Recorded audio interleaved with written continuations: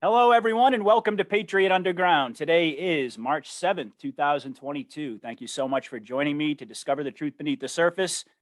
I really do appreciate everybody taking the time to listen. And today, of course, as I've been talking about past couple of days, very highly anticipated. This is our seventh conversation now, Gene, seventh interview with Gene Decode. Welcome back to the show, Gene. Thank you so much for joining us. Thank you. It's an honor to be back. Wow, interesting. Seventh one. It's like things fly so fast. They so do. I was, Galactic Talk with Taino, and he goes, 1 year. I'm like, 1 year? Oh my Wow. goodness, that went really fast. Yeah, and it's the seventh also. So there's that. Yeah. The seventh interview on the seventh. So it's a blessing to have you back, Gene. So why don't we just dive right in? There's so many things to talk about. We didn't really preview our conversation, so I figured I'd start off with the big topic of Russia and Ukraine, and I have a bunch of questions on that. So the bioweapons labs that are being hit by Russia, I've heard reports that they were working on new bioweapons in these bioweapon labs to deploy specifically against Slavic people, that they were actually developing race-specific, if you will, bioweapons that were to target Russia specifically. So what intel, I mean, first of all, is that correct? And what intel can you provide on what they were cooking up in these labs? Not just Slavic people, but different ethnicities. So they're targeting each and every ethnicity explicitly, in order for in their timeline, they want to get their new world order. Excuse me. And so then what they're trying to do is if a ethnicity gets out of line, they have a weapon against them. It was to keep the world in order, even with it on their timeline, getting it down to 500 million, to have a weapon so that if an ethnicity steps out, they have a way to deal with it. And that was they're working on. So they were working on, if you watch Dr. I think it's Ruby or Judy Ruby, something like that, on Stu Peters, she was talking about this and showed the different ones, modifications of H1N1, many others. So they were planning on cooking up a batch, so to speak, for all different types of people just to keep them in line. So, if one group got out of line, they could just say, be as specific, like surgical in their strikes against people with their bioweapons. Exactly. And they have done this before. They did it to the Navajos on the Navajo reservation, where they had a epidemic that wiped out a bunch of them. That was a effort to see if they could do that. It was an earlier effort. Now they've got that down literally to a science, as one would say. And so they were doing that. It turns out they had some labs that are pretty hard to find too. So they did the typical 13 labs to make it look like that. We know they love their symbols, but they actually now turns out there's a 14th lab as well, which was a dumb hidden kind of one that is part of why in the Kherson area that big huge spaceship is activating, because when they went in to go underneath there in that dome with the weapons to take out that facility, because taking out a biolab facility is not, you just don't bomb the bejeebers out of it, No. Spread stuff all over the place. It has to be an extremely surgical strike by highly trained, special forces. They have the best special forces other than the U.S. Delta forces. They have the Spetsnaz, and then the Chechen also are very highly trained as well. And they go in and do a surgical strike, but they have to be specifically trained in how to take out a biolab. It's not just go in there and shoot the place up and blow it to pieces. Right. Well, yeah, actually, that was part of my question too, which is, how did they coordinate this action? Because I know that the Spetsnaz is really the tip of the spear going after them, but are the White Hats directly involved in coordinating these strikes and giving them intel?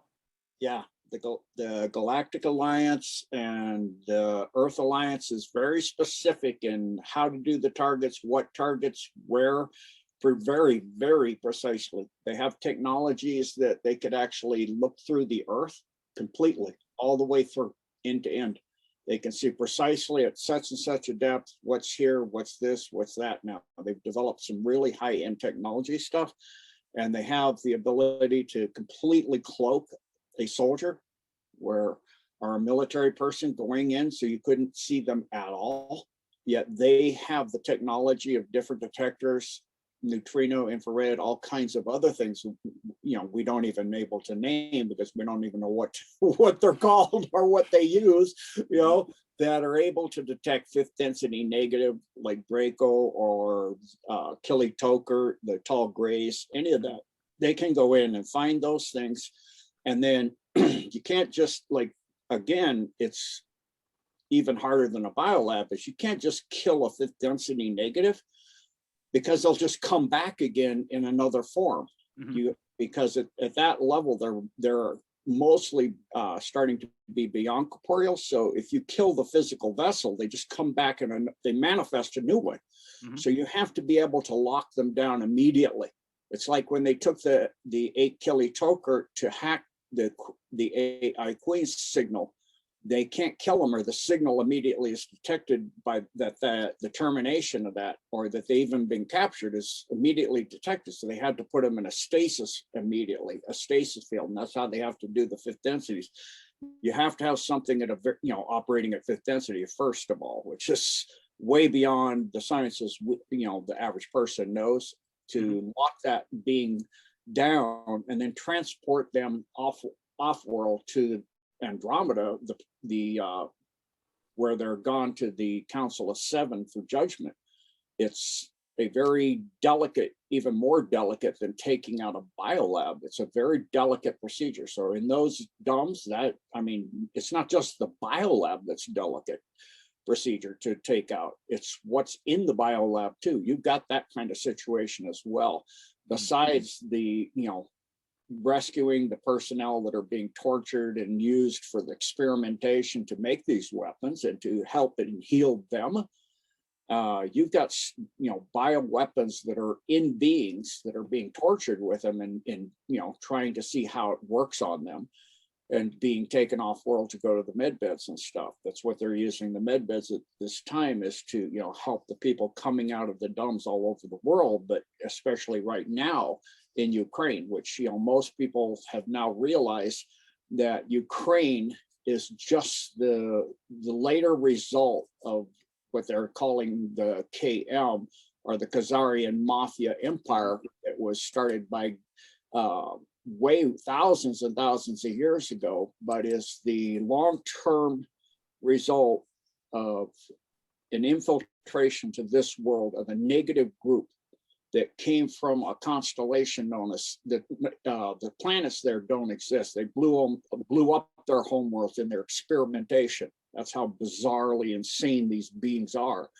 From 2 worlds in the Scion constellation. That's why they call it Zionism, because it ties to Scion. And so now you see the car, which is the blatant just saying, okay, Scion, because there's nothing to go there and see anymore but rubble. And so their original homeworlds were Ariana and Na. And so that's why on Earth they take the terms Aryan, the third, fourth, fifth Reich. That's one part of them. The other part are the Na, or what later became known as NAZI. So you have the different derivations of the terms that they changed their names slightly to confuse us, but it's not at all, what it looks like. So they became known as the Khazarians. And so during, there's some really good information out on it now, but around the years 923, the Tsar at that time, because they were waylaying, they were taking gold and silver from travelers and waylaying them and putting them in their coffers like they always have been done. They just don't do it open-handed now. They do it through taxation and fake money, Babylonian money schemes like the Federal Reserve. So, and then they were also practicing and grabbing children and people and torturing and doing satanic sacrifices to their god Baal. And so the Tsar said no more, and got a bunch of countries that bordered what we now know as Ukraine to invade them and say, you either change your ways or we're going to get rid of you. So they offered them, God knows why, but there were 3 choices, right? They got multiple choice on this one. I think I know this. Yeah, they got a multiple choice. Choose one of 3 religions, and not Baalism of what is now known as the Jewish faith, or the Christian faith or the Muslim faith. And so they chose what is now known as the Jewish faith, but they turned into Talmudic Judaism, which is not at all what most people understand is the Jewish faith today. It's completely different. It's nothing but Satanism in a cloaked form. And so then they invaded it after that because they saw they didn't change their ways. They just changed the name, their standard trick. And so rebranding goes back to ancient times. Rebranded. That's all they did. Just like with the Roman Empire, they rebranded and called it the Vatican. That's right. And spread it out across the world as the Roman Catholic faith. The key should have been the word Roman, right? So, I mean, so here we go again. So then the Tsar and the surrounding countries attacked them, and all they did is disperse themselves through the Jewish people that they had then gotten into and took over at the top and became the rabbis and that stuff at the top of the religion, but they're not actually even the same species at all. So then everybody, every country they go in, the Jewish people get thrown out because you've got this massive evil parasite at the top that's feeding off of all of the rest of it. And you wind up having things like the Holocaust and all of this stuff because you've got this massive parasite and everybody thinks this is the Jews, this is the Jews. It's not the Jewish people themselves or even the religion as it originally was, or it's this rabbi top group of Talmudic, Sephardic, or not Sephardic, Khazaric Jewish satanic evil beings that aren't really Jewish at all. They're so satanic. If anything, without going into that direct name, the only thing you can call them is Baalic because they worship Baal, which is nothing other than a rebranding of the name Satan. One of the 72 names why the back of the dollar bill has 72 stones in it to represent each of his 72 different names throughout all of Earth, moving all over the place with these beings that they changed the name and rebrand. Oh, it's, Horus, it's Osiris, it's Baal, it's Moloch, it's it's the oldest trick in the book, and it keeps working for them. That historically, up until this point, anyway. So it goes into the UK and the England area. They call it John Bay, which is how the John Benet Ramsey thing came out, because that's a derivation too. John Benet, John Bay. So it's all just different names for the same being playing as God, which isn't God at all. It's some being with a lot of power and ability and dark magic and all really nasty stuff of stealing souls and energy to perform feats from fourth and third density that appear to be godlike. But any being at fifth density can do that. It's not godlike at all. It's a gift from God that being is stealing from others through ritual sacrifice and black magic, essentially a sleight of hand where it removes the soul from a being and uses the abilities of that being, hollows them out and uses that being.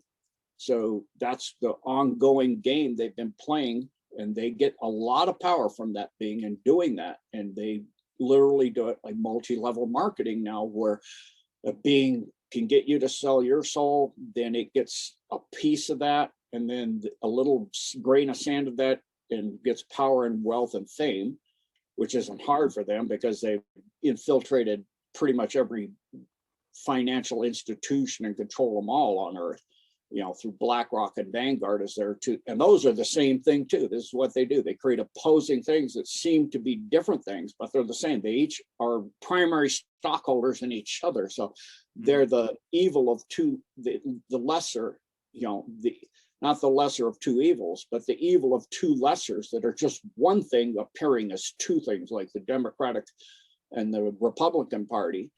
That's a great example. All you have is rhinos because it's actually the same thing. They're not different. They're the same thing. You have some people who are good Republicans, just like you have some people that are good Democrats. I was watching, like, for example, Tulsi Gabbard at the CPAC, and her speech there was phenomenal, and she quoted some of our founding fathers and what would they say, and I know exactly what they say, and I totally agree with her. Her speech there was phenomenal. If people haven't seen her speech, and Trump's speech at the CPAC. And Trump's speech was phenomenal as well. And it actually was very in tune with what's going on, with everything going on, and even had foreshadowed and was going into the Ukrainian issue and actually stating things we now see that weren't happening then. Most people are still holding with that Russia went in on the 24th. I actually do know they went in on the 20th, clandestine. So you don't have all of that organization in there in the blink of an eye. just like with the jab stuff, you look at the development of things to go in your arm for HIV. They still don't have one. Cancer, they still don't have one. And polio, it took many decades. Yeah, they did this one in 6 months. I mean, come on, let's figure this out. Track how long it took them to develop this stuff before for 81 thing, and now they can just do it in a day or a week or a month or 6 months or whatever. No way. This is a long-term plan. And now with the going into the labs is to prevent anything in Ukraine, is to prevent anything like this from happening, because they had, now that the narrative on 19 is pretty much destroyed, and as well as 19 with the Omicron, which was created by the Alliance, it makes you really sick if your immune system's not good. But one person on Earth so far has who was in pretty much almost going to go soon anyway. The health was so bad. Is only one fatality. Everybody else is recovered. Mm-hmm. And when they recovered, they not only have immunity to Omicron, every variant there is, and the original. And because any part of the original, they will have an immunity to all parts of it as well as the full original. So it doesn't matter how many derivations you get down, how many, variations, we could get to Omega, strain all the way down and start over Alpha Bravo, Alpha Kappa, Alpha Delta, all the way down and just Bravo Sierra. Down. Yeah, and the person that has gotten Omicron will be able to get rid of all of that. Not only that, it will have an immunity to it, not get rid of it, actually have an immunity. Additionally, even more powerful to it, it's now appearing that because, and this is why they killed Louis T. Montagnier, the guy that isolated the HIV, the immune virus that causes AIDS. He was showing that the jab and the spike proteins as well all have many hundreds of parts of the HIV. And so they got rid of him. And now, because Omicron targets everything, it appears as if it is possible. We don't know for sure yet, but it is possible that Omicron may actually give an immunity to HIV. It's looking possible. So, I mean, that would be an amazing thing. It's not only does it wipe out 19 all variants, it wipes out HIV. Wow, what a gift from the Alliance that would be. So, I mean, they didn't expect that, but it's looking, there's a few cases where people had HIV full blown and were in the later stages and they're over it. They got, the Omicron and they are over the HIV because it had so many parts of HIV. It's giving an immunity for some people so far. So I am praying to God that it actually gives immunity to that as well, because, wow, they have, with that was a bioweapon as well that came from Fort Detrick in Maryland. HIV, which targets the T4 cell, was part of a congressional funding grant in the 1970 congressional budget, Section 5, where Colonel Aquino was asking Dr. Sykes if it would be possible to engineer a virus that would target the human immune system. And he said, absolutely. And then Colonel asked him, why hasn't it been done? Is it a lack of desire or lack of funds? And he said, certainly not a lack of desire. So then he was asked, how much funding would you require? And he said, 10 million. That was funded as Project Mark Naomi at Fort Detrick in Maryland to develop that. And the main man that did that was Dr. Wolf Smoothness. You can get a book online called The Man Who, WHO, with, you know, the typical ... W.H.O. In other words, the World Health, you know, monstrosity, that he was working to develop that. And then once he developed that, he found out what they really wanted. He was told to counter any Soviet threat. He found out what they really wanted it for, and so they murdered him with it. And so he's the one that actually developed it. At the time, he was the leading virologist on Earth. So then once, you know, in that congressional budget, Section 5, they funded it for a $150 million grant as a joint research project by the KGB, the MI6, and the CIA. That was at a biolab that's Fort Detrick, under Fort Detrick, in a dome under Fort Detrick. And so once that was developed, if you go to the 1974 congressional budget, you'll see that they funded the dissemination of the 1970 congressional budget, Section 5, through the smallpox vaccines in Africa and the hepatitis B jabs in San Francisco, New York, and Denver. Well, what's that? That's the, you know, obviously the HIV. And so now it was disseminated. And so if you look, you know, they're saying it was sexual or physical, deep physical contact with the green rhesus monkey originally when it first came out. Yeah, but you can't give it to a green rhesus monkey. The human HIV is not transmissible across that species barrier. Originally, until HIV, there were only 4 viruses to ever have jumped species barrier. Now they're jumping constantly. I mean, the laws of nature have completely evaporated, apparently. That's the narrative. And so obviously not true. They're being done purposely through gain of function. The gain of function, part of the gain of function is jump species barrier, so they can, you know, meld something with a bat and a pendulum and a mouse and all this crazy garbage, and then jump it into humans so it's transmissible. And now even aim it specifically, like in the labs in Ukraine, at Slavic and different ethnicities.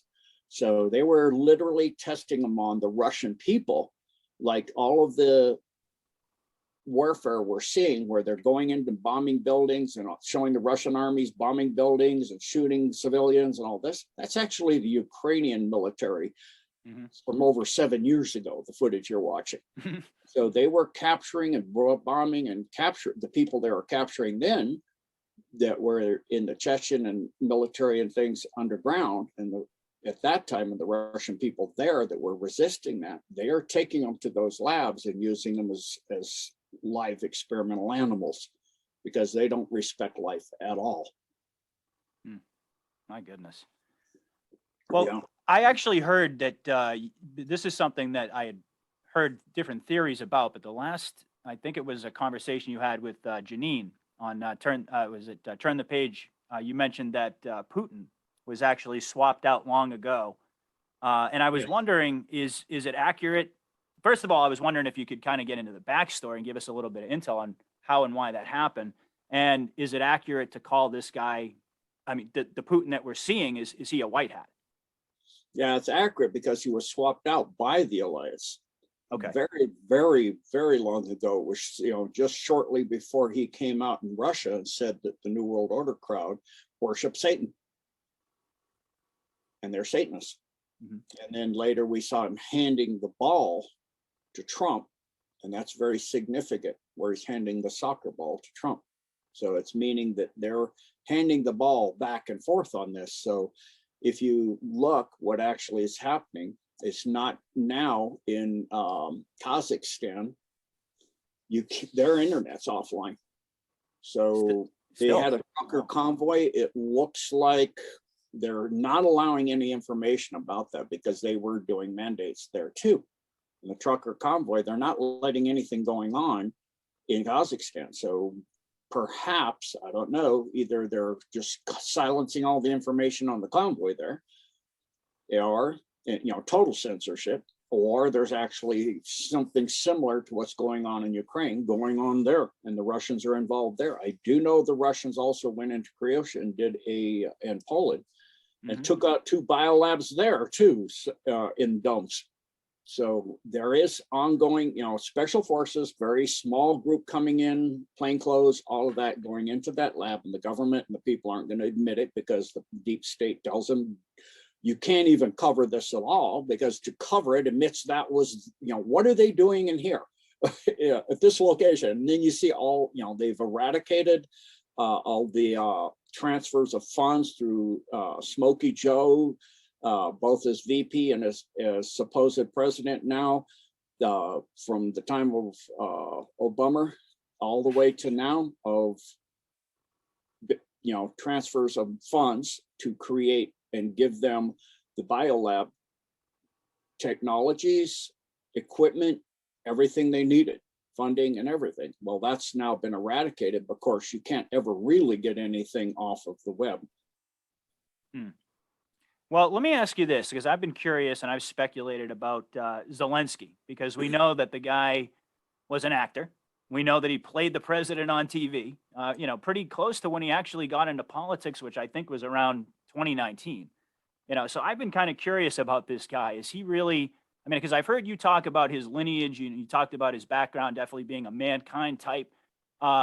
Is he really a bad guy? Is he playing a role here?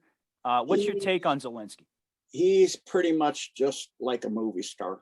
He's just a movie star that played the role of the Ukrainian president in Servant of the People TV series, and then they made him into the role for the world, out in front of the world, just instead of just a local TV show for the whole world. And he's just like Smokey Joe, just a figurehead that's running, the Khazarian capital, for the world. Is he being controlled by the White Hats, or is he a cabal guy? He's cabal. He's total cabal. Total cabal. Okay.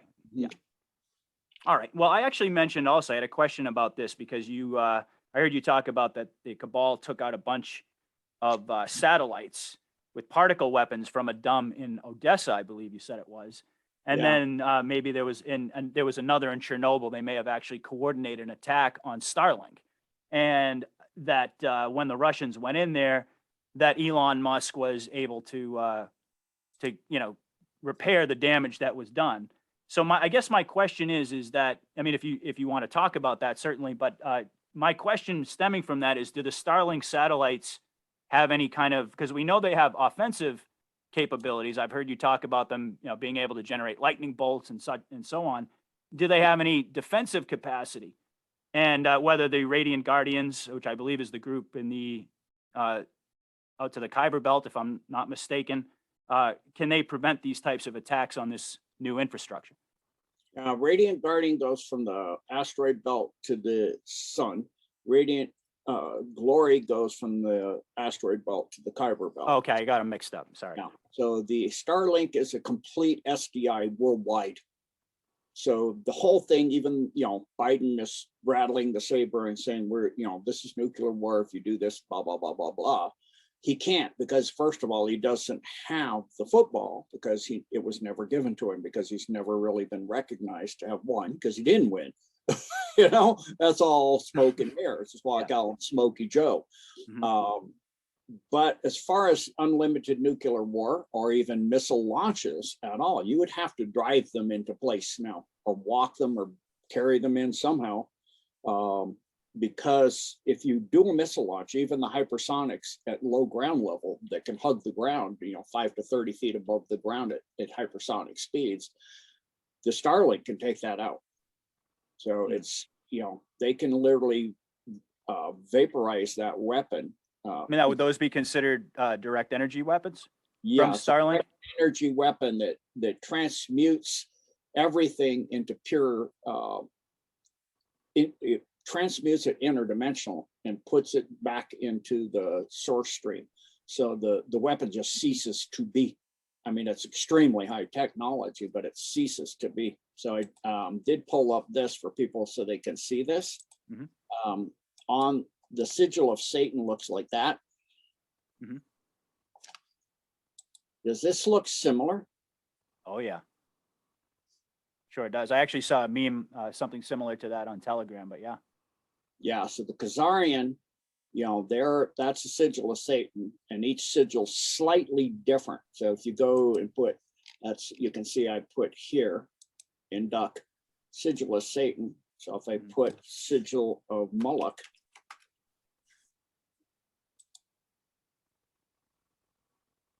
it comes up differently. So It you looks have, like the eye there. mm-hmm. Yeah, the horns. And that has different derivations. So as you go down, so if we say the sigil of Baal,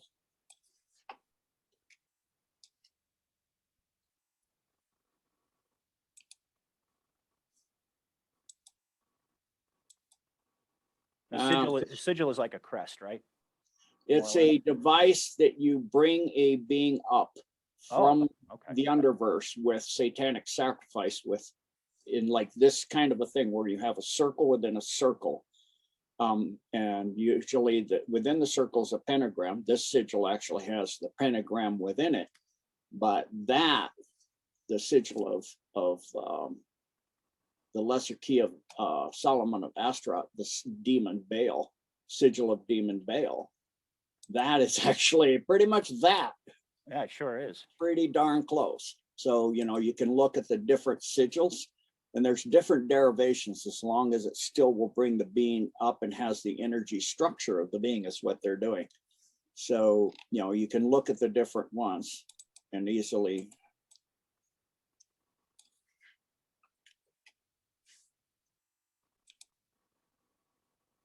see, So these are all designed to bring up these different demonics. Mm-hmm. And so there are different rituals, I assume, that are associated with each one. Yep, exactly. So there's all kinds of different rituals that they do that are specific with bloodletting for children, where they do these kind of satanic sacrifices to bring these beings up.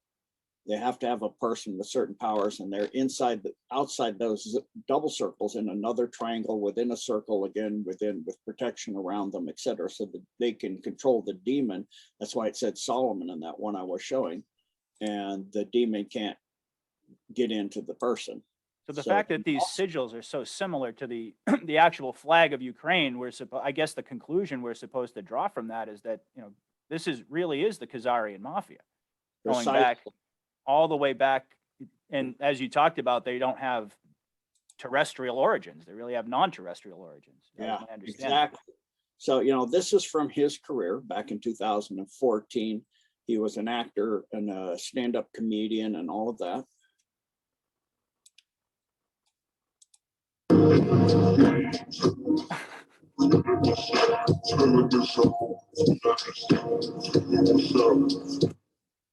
A little disturbing to me personally.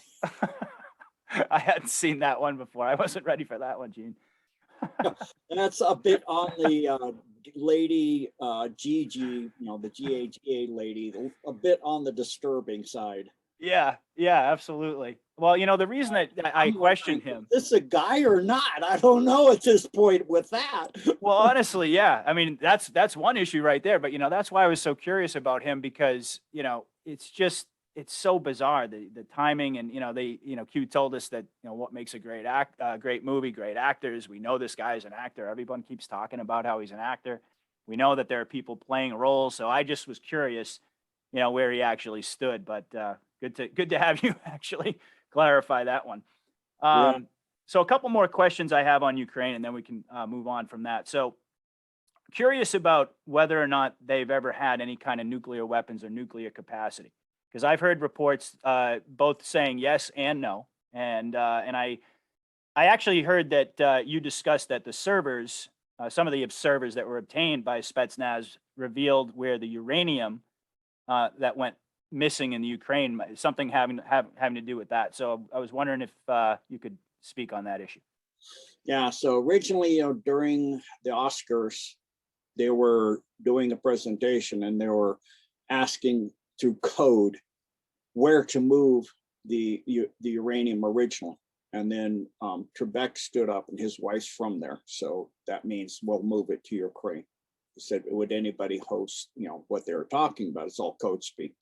So if people go back and watch those Oscars, you can see that part. I'll see if I can find it later on.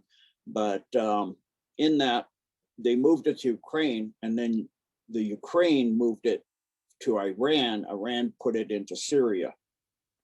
And that's why Putin went to Syria and removed it.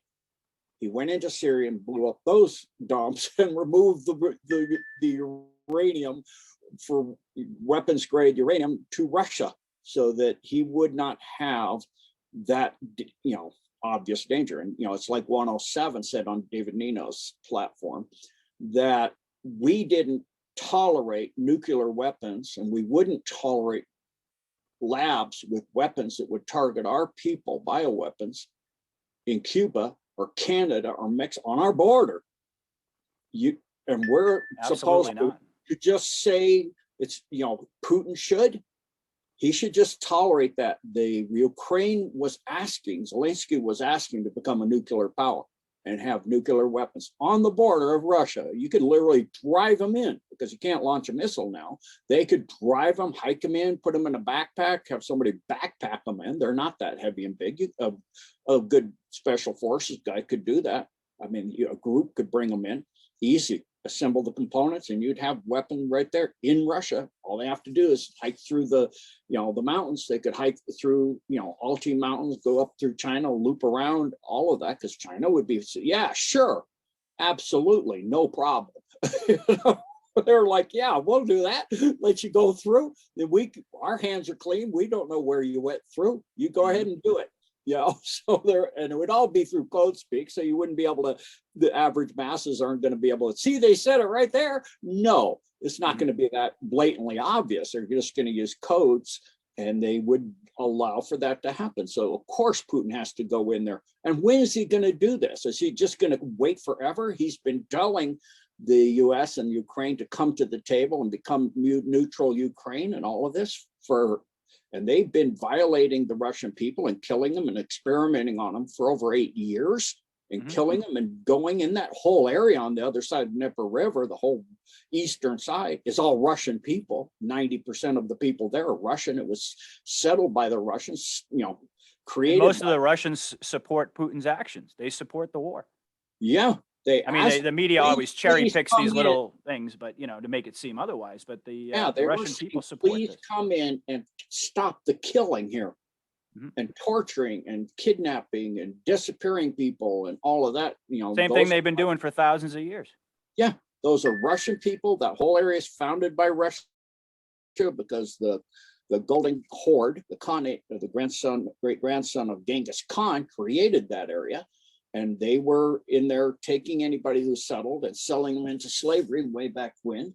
And so the Tsar, cleaned that mess out and put the Russian people in there and kept them protected and kept that area safe. And that has always been Russian people made by Russia, and now they're just supposed to tolerate that the Ukrainian military comes in there. And they even, Zelensky and all that treat the Ukrainian military abysmally too. That's how the deep state is. They treat their military and everybody else, abysmally. It's just like they're doing to the military in the US, where they're forcing them to get jabbed. That's horrific. And, I know now from my experiences in the military too. The last time I got a flu vax was 1992. The last time I got the flu was 1992. I'm like, there's a kind of pretty good alignment there. Every time I got it, I got sick. I didn't get it anymore. I didn't get sick with the flu. I'm like, well, that's kind of obvious. Not only that, now I realize that the stuff like the graphene and that kind of stuff was at low levels in there since then, because the telltale signs of having your blood pressure drop and being very low and having a low temperature, especially the 94.7 temperature, that's a key to show that your immune system is now completely compromised by the AI stuff. And most people have AI lining the majority of their nerves and their brain. And so it's, I learned that, I started drinking high levels of pills with boron in them, because that'll clean that stuff out. I researched that and I found that that worked for me.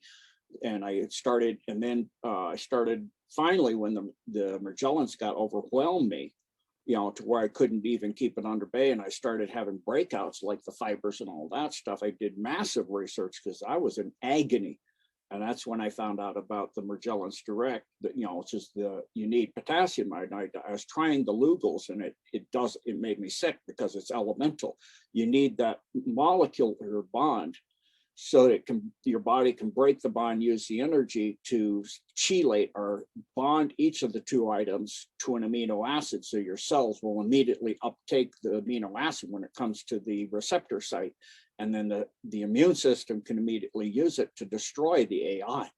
And so it wipes out the fibers and the spiders and everything. You know, now when I get around shedders, you know, the Omicron will get rid of everything, but all the AI stuff and the Hydra stuff, which is an organic operating system made from the Hydra little critter. And so in the immune system can deal with that, that God gave us. And then also I learned that Jim Humble's stuff can deal with the Hydra and the graphene too. So that's how I got my health finally back and got rid of that. So now when I go out and I'm around a shedder, I'm still not 100% back to where I can repel all those razors of the graphene stuff flying at me. So my wife doesn't get anything from it, but I still get affected. So all I have to do before I go out is I use for me it works, is the potassium iodide from Magellan's Direct. I do like take some drops of that, and then I come back when I get back in the car. I wipe myself down with a washcloth with distilled water, and then I put on the Chlorogel stuff. That Kiwi, I think it's Kiwi Lab or Corner or something like that.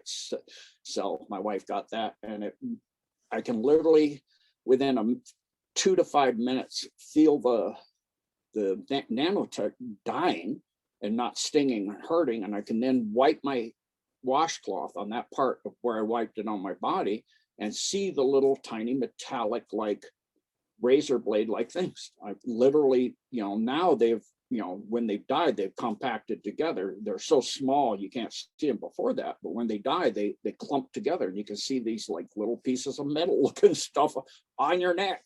In my case, I'm like, oh my goodness, thank goodness I figured this out. And God showed me how to do it. Yeah, thank you, God. But it's just, you know. I've actually heard that cannabis is effective against the graphene oxide. Have you heard that as well? I've actually been hearing the same thing. Yeah, I haven't researched on it because I'm actually allergic to it.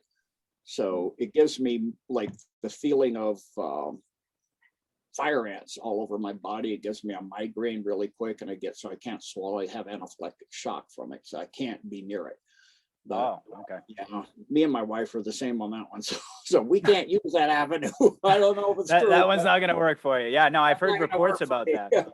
Yeah, I've heard reports about that. I've also even heard, not that I'm recommending smoking, but I've heard that nicotine also has some effects that seem to counter what the graphene's trying to do in the body. Yeah, I don't know. For me, I just go with the things I just talked about because it works so dynamically for me. And the Jim Humbles, I'm absolutely a believer in that. I mean, I learned that from you. I've had a lot of friends that have he's amazing. What a warrior for God.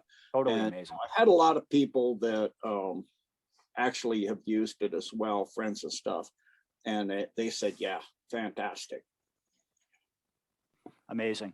Well, before we switch gears off of Ukraine, I had a couple more questions, and then we can, kind of switch gears. It's just that so much is going on there. I heard that there are actually TR3 units taking part in the combat there. Is that correct?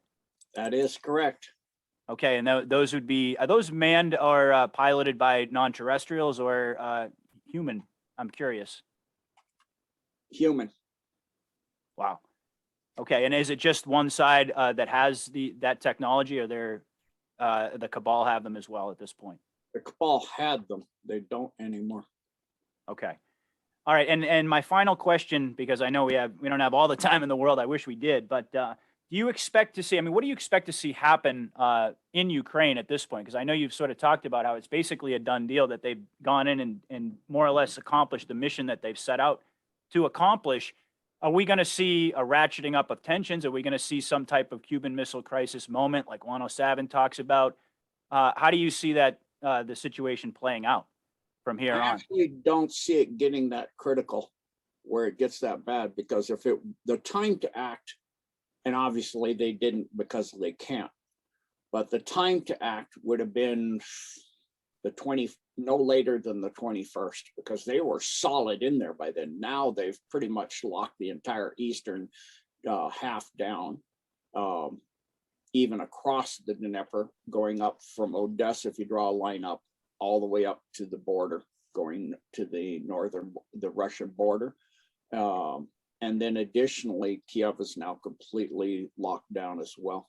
And they've been, really good about not having casualties. I mean, you'll have a few, but of non-combatants. And they've been even more gracious. Originally 13 wouldn't surrender on Snake Island, for example. They eventually surrendered now. And so all of those they've been letting the Russian military has been letting the Ukrainian military surrender and treating them as per the Geneva Code, as help, and actually giving them medical.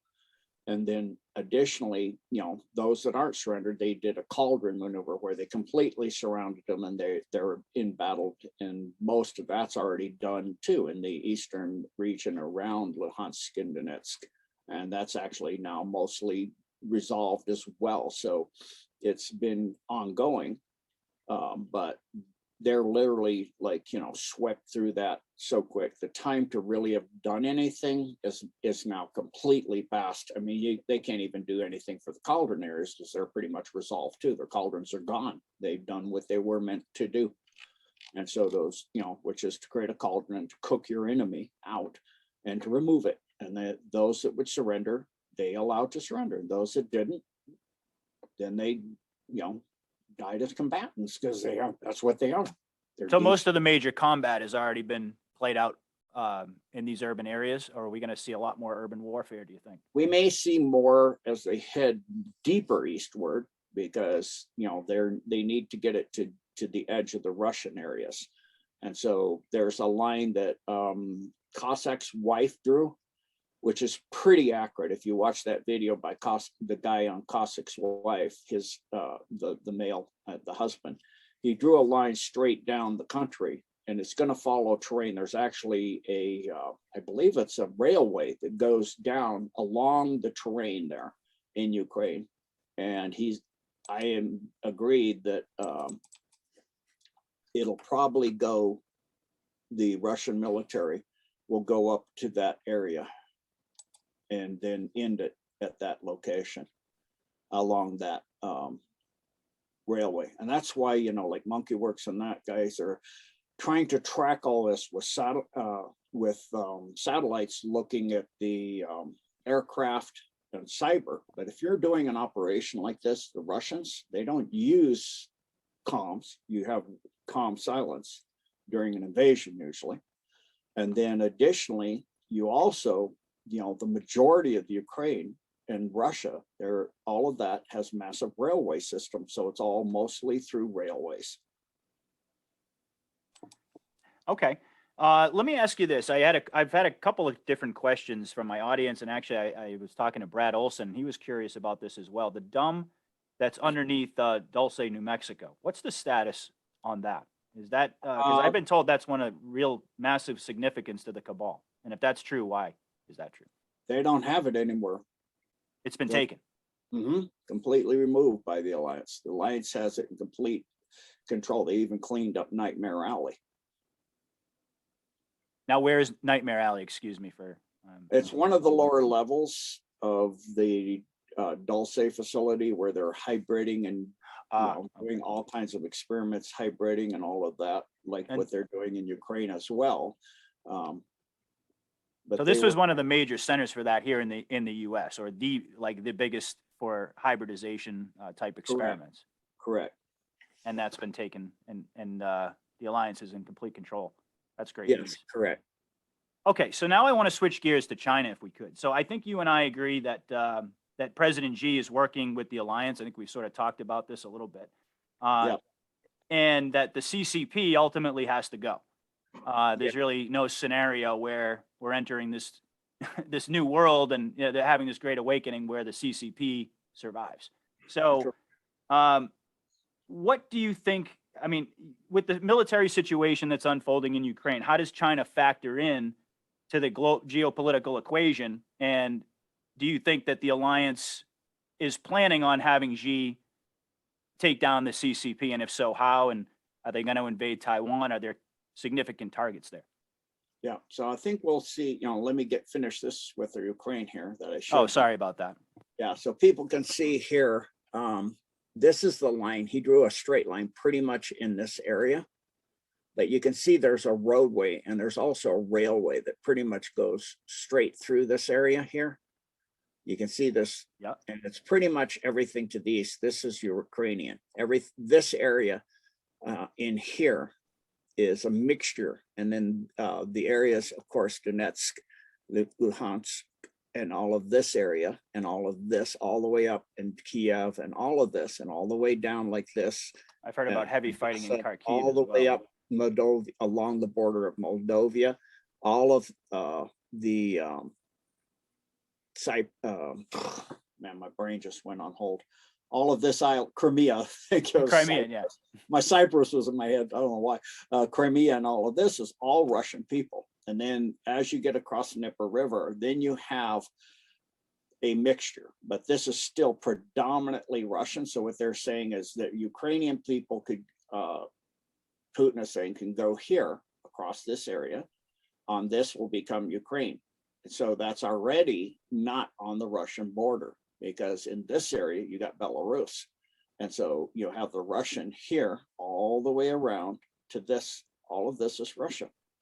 And this has actually been under control since he took the Crimea, because again, it didn't take it. It's always been Russia. And it's just the Ukrainians actually took it, not the Ukrainian, but the Khazarians. They made it this hub of a den of iniquity, of human slavery, child, prostitution and sacrifice and guns and weapons and drugs and uranium and on and on and on and on and on. And historically, this was an area a lot of people didn't even settle in because of that. I mean, it was too dangerous. Exactly. So if we look, let's try to see if we can see the railways. So it'll show you how vast their railway system is. Slow. Okay, move. There we go. Thank you. More finish. Oh my goodness, tiny. That's a vast network. Sure is. So you don't, Kiev, you don't need, you got railways. It's there. It's not a really very good map though. See if we get a better one. Is there something better than that one? It actually shows the railways really nice. That's a little better. Depends on how well the resolution comes out, but yeah, gives you a sense of it. So you can see major railways. And again, like I was saying, pretty much down through that area. And then all you have this little bit of, interconnection here. But you could follow this very easily. And this would be Ukraine. And then this would be Russian again. So I just wanted to share that information. So yeah, China, absolutely.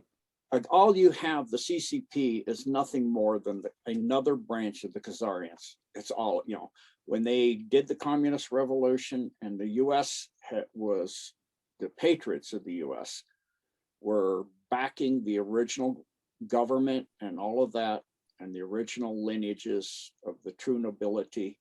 And this is part of what the Khazarians have been doing, is removing the true nobility of the world, all of them. All of the original bloodlines are pretty much gone. They wiped out the Tsar's family. They wiped out the original House of Windsor and put in the House of Winslow. All of that, they've been wiping it out, replacing it with their bloodlines of Cain nobility, fake nobility, the black nobility, not nobility in service to God, but nobility in service to something thinking it's God and playing as God, that they think is God, that takes on many different names. there's only one God and one name. That's it. He has, he has some Absolutely. different aspects, but it's the only God of all creation. It's not a God that demands child sacrifice and eating children and all that stuff, obviously. So the God of all creators is a loving God. And the CCP, that's obviously not what they're about. When they came in, you look at the statistics of what they said, same with Stalin went in, and they went in and over 10 million Russian people were put to death, just shot, killed. There's videos from Russia, you can see where they very graphically show that. And then same thing when they came in and the CCP was founded. The only way you can get the real figures is get a Guinness Book of World Records published in the early 70s, and they go look up largest genocide. It's not in the tens or hundreds of millions. It's in the high hundreds of millions. It's literally the first year they had built, almost 2 billion people in China. They killed 600 million in the first year. I mean, it's like the deception. It's the same like virus. They're giving you 10% or 1% in case of virus of what's really going on. Are we talking about when Mao came into power the first year? What's that? Are we talking about when Mao came into power the first year? Yeah, when Mao came into power in the first year. So what he did is he killed everybody who had been in power, was related to anybody in power, was friends of anybody in power, or wore glasses. Because they figured if you wear glasses, you can read and you're intelligent and you're therefore a threat. And so they got rid of them. So what happens with the CCP and President Xi? That's what I'm curious about. How is this? I'm thinking we'll see is a similar move over in Taiwan, where we're going to see, already they're encroaching on Taiwanese airspace, the Chinese Air Force. So, and the Chinese. Been a bunch of blackouts in Taiwan recently too. Yep. And then the Chinese Navy is, constantly doing ops in the South China Sea all the way down to the Philippines. And the US has been helping the Philippines repel them constantly. And so this is ongoing. And they put guerrilla warfare into Mindanao, Mindoro, and the Philippines as well. And they're doing the same thing now. They're trying to do a military incursion into Taiwan with, guerrilla warfare. And so we're going to see, I am pretty darn sure, the same exact thing play out, but in a slightly different scenario, where, of course, it won't be Russia coming into Taiwan. It'll be some other force, but it'll to eradicate the CCP incursion there. And then that'll start to bring out the truth, like we're seeing Ukrainian, the media, of course, the mainstream media's lies are being quite evident now because the 19 is collapsing that narrative. And then people are going to look. And so what else can we believe at all, if anything, at all from the mainstream media? Well, pretty much nothing at all. Nothing at all. Just, it's like believe the opposite of what they say is what pretty much anything of what they say, just say, okay, flip that upside down and inside out and make it completely the opposite. As close to the truth as you're going to get. Yeah. From them. Yeah. So then what's going on in Ukraine? Anything they say is true? Yeah, there was explosions that they're showing you. Some of them are video games. Yeah. I mean, it's like some of them for 2018, lady in bandages from 2018 explosion and chemical plant, I believe. I mean, yeah, so same thing with Taiwan will occur. And the narrative by then will have so collapsed that the people of most of the major countries of the world will go, yeah, right. The people of Russia are way already there because they've cleaned out the bankers. When they said pull them off SWIFT, yeah, temporary inconvenience because they're already on Jasara. They went into the subways and stuff and used Google Pay or Amazon Pay and it didn't work. So they just switched to the Russian banking system, which is already on Jasara and is the fastest growing banking system on the earth. Yeah, because it's based on gold. It's not based on digital currency. So, again, another reason the Russians are so confident. Yeah. And they're a massive producer of oil. They are in a surplus situation and they have stocked gold beyond comprehension already. Well, they're one of the only countries that got out, I think maybe the only country that got out from underneath the Rothschild's thumb using their oil profits during really the 90s was a real rough era there, but after that they really dug their way out, and I think financially they're in a far better position than most of the world realizes. Oh yeah, big time. And so the Russian people and the Russian government dug themselves out from underneath the Rothschilds. And so now we see, yeah, remove us from SWIFT. Thank you. Now we're completely free of that garbage, and their system will actually wind up spreading to the rest of the world. The Shasara Nasara system will wind up being what we have. It's just a way to collapse the petrodollar, which is actually not really built on petrol. It's actually built on digital currency. It's digital. It's all fake. It's not based on it. It's like Bitcoin and all that. The first 52% are created by the CCP, so they control that blockchain completely. Not only that, you're giving your computational time of your hardware and software to mine data. What data are you mining? Is that social credit scores and information on private personnel, and feeding it to who you feeding it to? The cabal? Have you ever thought what you're mining and for whom? What is the purpose of what are you really mining? Do you see what you're really doing? Do you really see? Why do you think it's called a crypt? It's why they want digital currency, so that they can control it and with a stroke of a key, lock it down and lock your accounts up and lock all of your currencies up, and even make it go away, transfer it away from you. They can make it disappear and you have nothing. And then what the mine is your, not just your mining online activities, everything you do would be online activity. So you would literally, with the jab stuff, be mine yourself. So you would go out and do work for a company, even if it was construction, that would be monitored. And as long as you're being a good little comrade and saying the party line and not saying anything against anybody, like Biden says, the Smokey Joe says, if you're saying things against the government, then you're a terrorist.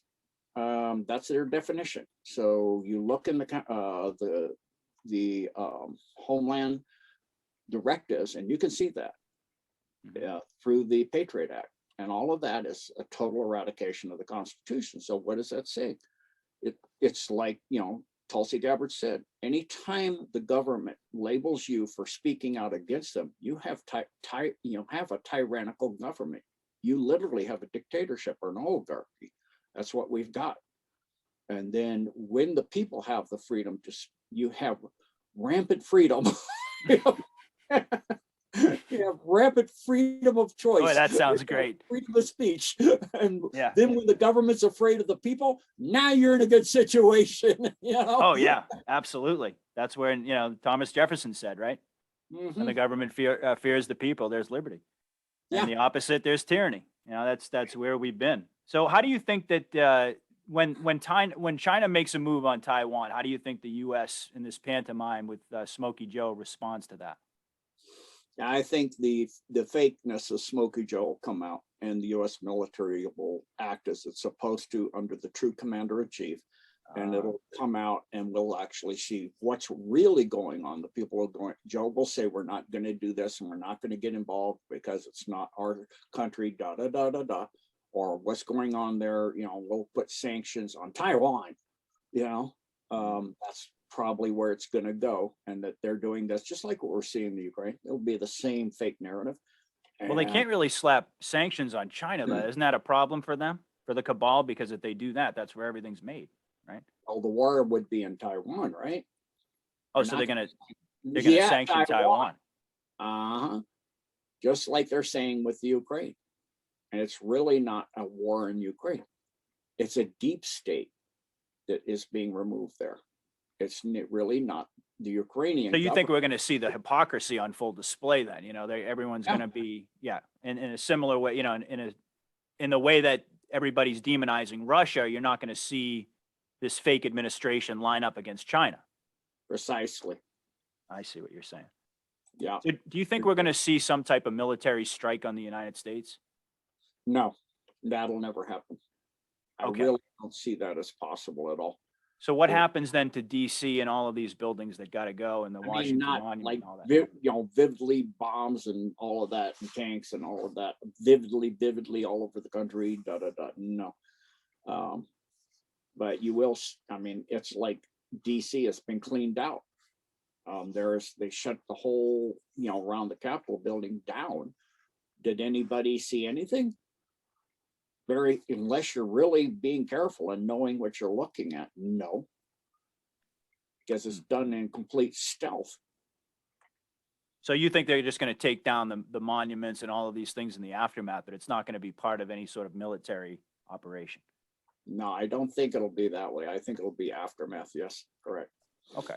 And then my last question, kind of on the geopolitical side of things, had to do with Israel. Q told us that Israel would be saved for last. We certainly know that Iran looks like the nation most likely to go to war with Israel in that region. Of course, there are many. You could take your pick with Israel. But, I've heard you mention that there are active operations in Iran. In fact, I think you even mentioned it today, to take out dumps. So what can we expect to see in terms of military action in the Middle East, and when? Yeah, so with Israel, again, it was literally created through the Balfour Agreement. And that's nothing but the transfer, again, of these elite Khazarians to create a nation state for them, another one like Ukraine. It is just that. And so the Jewish people that are the true Jewish people, you can go to Israel and say that and see them when they protest, they have signs, we're not Zionists. That is Khazarian Mafia, that is the KM. And so that's all it is. And so their grabbing of the Palestinian homelands is part of the whole plan too. The Gaza Strip and all of that. That's all part of it, to increase their land holdings and have their own. Another thing that's being done in the name of the Jewish people, that's really just the Khazarian Mafia taking action, the same way that the U.S. Government does things in our name. Yep, exactly. So that's just a puppet state of the Khazarian Mafia.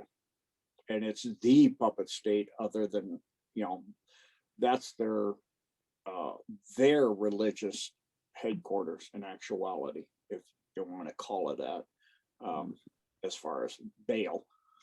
And then they have their financial kingdom, which is Switzerland, and that's headed out of, Davos and Geneva. And you have a massive dam under Lake Geneva and under the Swiss Alps. That's been captured by the alliance, correct? Correct. Okay, so do you think that Israel is going to strike Iran or vice versa? Tough to say, but what are your thoughts of how that might play out? Or how does the Khazarian Mafia, these Zionists, get rooted out of Israel? Because in the same way, they have to go, the CCP has to go, the Khazarian Mafia's got to go. They're all part of the same group, we know, but just curious how you think they're going to get eliminated, or if they've already been eliminated. Yeah, that's too far in the future. The timeline variations are immense. What it would depend on move, counter move. So remember, we're in a 5D chess game. So you're looking at, that's probably 20 moves ahead. And, how many derivations of possible moves and of responses to each move in the next 20 moves are there? If you do the derivations out, the possibilities, since Israel's last, I actually thought that Antarctica would be last. It wasn't even well, I've heard people say that too.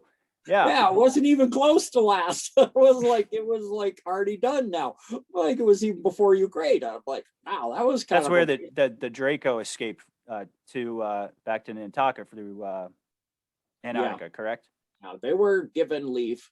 They didn't, escape. They were given leave to go, and they opened up the portal. It's still open to leave. One other portal they opened up in Canada in Nanaimo Bay. And so those two portals allow them to leave, one from one hemisphere, one from the other. Is that just because it's too hard to kill them? No, the alliance, does not wipe out a species. Okay. That's against the laws of God. That's up to God. That's not up to the alliance. Gotcha. So no matter how evil they are, they're still going to be. Were they basically surrendering, or were they just told by the alliance you can leave? Or you can leave our solar system and in our area completely. And so, their decision was primarily economically originally based. They were contemplating doing it, because when before they took out the dumps under the ocean's floors, and they flooded them, it dropped the ocean by 3 inches worldwide. And so they're like, well, we can't do that everywhere. It won't be in fresh water either. So at all, the whole Lake Gall will be gone. The Great Lakes will be gone. You have to that way and flood the dam under the Great Lakes. There won't be Great Lakes. It'll be great puddles. So that's not going to work. So they just originally, before they did that, they said to the Draco that if you surrender, certain things, and we'll give you a planet in the furthest planet out in the universe. You can be quarantined there, but have a great life. 2000 did surrender, but it turned out no primes surrendered, and that's pretty much a different species now. So they realized that they can't wipe out every Alpha Draco prime. So they said, okay, so if we do that, we're violating the laws of God. So they said, you can leave. So they've left. And they said the same thing to the Omicron. However, the Omicron did not leave. And so the Omicron virus actually is a totally different creature inside an Omicron Draco. It literally causes them to dissolve, essentially, because they're at 5th and 4th density. It doesn't affect them the same. It literally goes and changes density and dissolves them. So that's why now there's actually quite a bit of operations. Table Mountain has been cleaned out pretty much. It's in battle, but it's mostly done already. And a massive rescue of children, just like they said with the DOMs in Ukraine, that there's children. And now a Russian general has said, we're not leaving until all the children are rescued out of the DOMs in Ukraine. And so that's ongoing now in the Southern African DOM too, where they're doing Table Mountain, and also near northeast of Soweto, they're rescuing children, and there's a foothold situation there because the Omicron are literally crumbling or dissolving or whatever you want to call it. I don't know what you call what they're doing, but they were. So do they have Omicron in Ukraine and the DOMs in Ukraine as well? Yeah. And so they were warned solar system wide that they're going to be deploying that weapon because they've been using biological warfare on us for thousands of years. We're done. Fair play is fair play. Mm-hmm. So you do it, we can do it too. So they said, warned they were going to do it. Not like they didn't, not like they warned us with the Black Plague. They didn't warn us at all. They just did it. So we warned them. They said, yeah, right. So yeah, right. It is right. So they're being removed because of their obstinacy, their pride, and their ego. So, and they're battling in the DOM in Southern Africa and in Ukraine, and the DOMs there, but not much, because as that Omicron gets in there, it's going to wipe them out. And so what the Alliance actually did, you've seen a lot of chemtrails again lately. Well, the Alliance is in control of about 90% of the chemtrails on Earth now. And so what they did is, once that warning 30-day period was done, they put in the chemtrails, frozen Omicrons. And so once that's breathed in or brought into the energy structure, it activates. And so that's how everybody's getting it. It's not a variant that manifested itself through natural transmission lines of getting from one person, getting their body to create the next generation, which then means that the next generation has some of the genetics of the host. It means, in this case, like Dr. Ruby is saying, it's obvious that Omicron was completely created in a lab. Yeah, an Alliance lab, and this is why. And so now the 30-day period is done. Now it's sprayed over pretty much the Earth, and also other planets as well. So where the Omicron are, they're not going to be for long. And so, and then where 19 is, people will be immune to it and any variant forever. Was this the secret vaccine or that they were talking about? Did you see the article in Defense One that came out right before Christmas? It was a few days before Christmas. No, I wish I had remembered to pull it up, but there was an article about a secret military vaccine or something along those lines that came out. I was wondering if Omicron had anything to do with that. That was when all this was being warned and being readied and all that. So it sounds like it. Yeah, I would say yes is highly, extremely likely. All right, yeah, I gotta dig up that article at some point. Yeah, I remember I pulled it up. I posted it on my Telegram, but let me see. I'll get you started actually on another question. Actually, my last question on the Omicron, do they, in appearance wise, I've heard you call them the dragon moth, Draco. Do they kind of look like that? Did you ever see that movie, The Mothman Prophecies? I've heard of it. Okay, I was just kind of curious what they look like appearance wise, if you could, if Yeah, you had the any best idea. way I would say would be to look at the second generation Star Trek, the symbol for the Romulan Empire. They look a lot like that symbol. I'll pull it up and show you here. Hold on.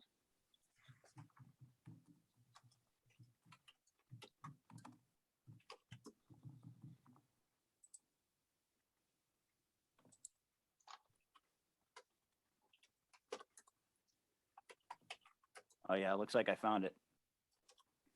Yeah. Let me Yeah. go into share screen as well. Oh, okay, you found it. You want to share it? Mm. Go ahead.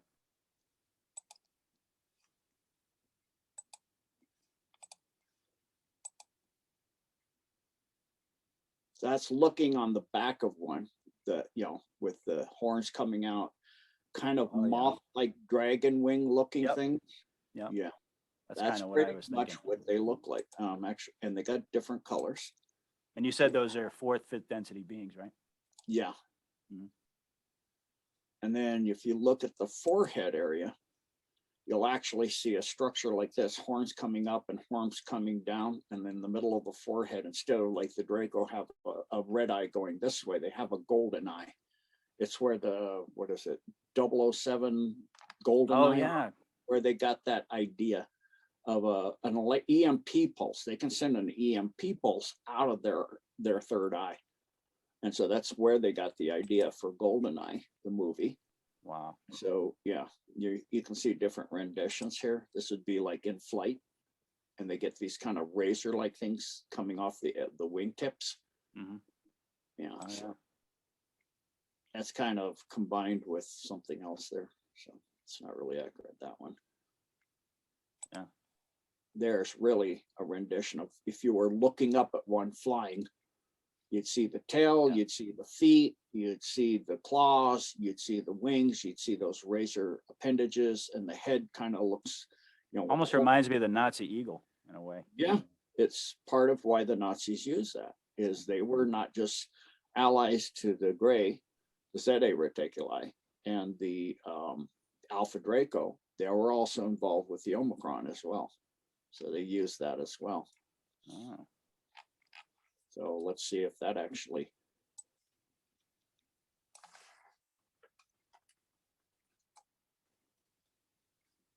So we have the typical one there, but you have that one. Yeah. And it's kind of, now you're heading towards the Phoenix, which is also heading towards the Omicron.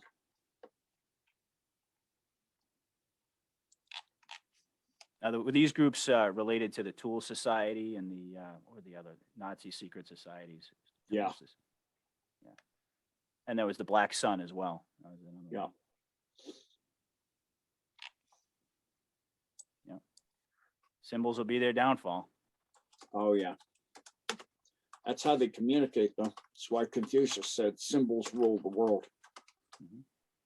Because they were ruling the world then. So that's Black And they've Sun. trained most people to just completely discount them or not even recognize them. Yeah, that we don't recognize them. But yet, if you look at pretty much every emblem for any company at all, they're Masonic symbols. Yep. Oh, this will be good. A ton of them. You have the standard cross and compass. That's kind of standard. Mhm. But as you get derivated out, you got skull and bones, and as you go out, you have pretty much, you start getting towards every symbol that you have for every company there is, and every secret brotherhood you have. So you get into all of these, Muslim symbols, religious symbols, crowns, crests, beehives, And they all evolved into the symbols of their web of control, which is corporatism. Yeah. And so like you could just put in a name. So Golden Arches of Burger King. Mm-hmm. That was definitely a Khazarian operation. Mm-hmm. This is a tau cross. There's the Golden Arches with the two pillars, which is Boaz and I can never remember the other one. And then you have the symbols here. And then as you go down, it derivates right into the McDonald's Golden Arches. There it is. Yeah. Mm-hmm. Right in front of our face. All the levels from the 1st degree up to the 33rd degree. You know, the Red Cross, the Green Cross, mm-hmm. the Golden Arches, those are all the... And this is to say nothing of all the pedo symbols as well. That's a whole different conversation, but those are everywhere. I mean, you can't even look at something with Disney without seeing it. Yeah, and they do a lot of really subtle symbology too. So, for example,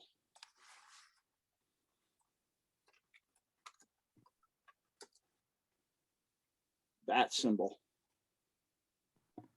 Is that the Horus? That's a same thing as. Well, yeah. Is it meant to symbolize the same thing? Yeah, pedophilia going on. So, oh, I didn't know about the traffic cones. Mm-hmm. So if you see them going off a street in front of a building, when it gets up to a building or something bizarre, this is rather weird looking, huh? Yeah, you've got, even the colors have meanings. And so it's meaning certain things, harvesting of some, like chromochrome. That would be that color, chromochrome. So that's color chromochrome when it's harvested. And you got chromochrome is like adrenochrome on steroids, right? It's far more powerful. Pituitary gland, the oxidation of the pituitary hormone, growth hormone, pituitary growth hormone. So you're saying, wow. So you're saying when you see these cones in odd places like this, this is symbology. And you're seeing, it just so happens this vending machine has the exact same color. And there's the green again. So and the white tip. So all of this is symbolic. You got these different cones. You'll be seeing different cones like this out in the front of buildings, in weird areas. Okay, yeah, maybe the car hit that. But I mean, I've definitely seen traffic cones in some strange places before. I've never thought anything of it, but yeah, when you see traffic cones in strange places, it's telling you something else is going on. You get all these different colors. It has different meanings. And so when you start seeing them in strange areas. Is that to indicate that something's going on underground? Or Yep. Underground or in that building or in that facility.